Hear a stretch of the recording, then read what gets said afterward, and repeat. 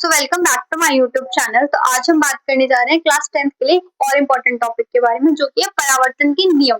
तो अगर तुमने परावर्तन वाली वीडियो अभी तक नहीं देखी है तो जल्दी से जाकर इसको देख लो। तो देखो, इनके दो परावर्तन के ना दो नियम है। इन दो नियमों को समझने के लिए हमको ये बहुत अच्छे से डायग्राम समझना पड़ेगा।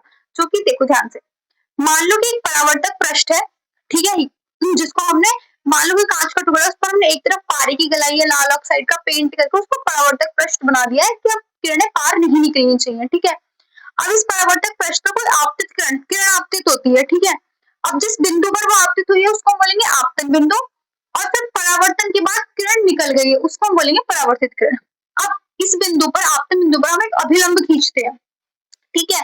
अब इस अभिलंब और इस आपतित किरण के बीच का जो कोण है उसको हम बोलेंगे आपतन कोण, एंगल आई, और परावर्तित किरण और अभिलंब के बीच जो कोण है उसको हम बोलेंगे परावर्तन कोण, एंगल आर, ठीक है।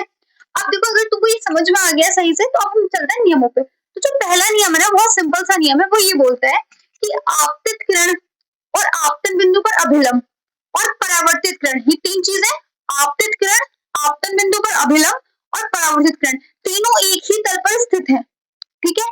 तो देख सकते हो तुम, तीनों ये एक ही तल पर स्थित है, और यही इसका पहला नियम है कि आपतित किरण, आपतन बिंदु पर अभिलंब और परावर्तित किरण तीनों एक ही तल में होती है। और तुम देख रहे हो कि तीनों की तीनों इसी तल में है, जो कि परावर्तक पृष्ठ है वो तल, ठीक है।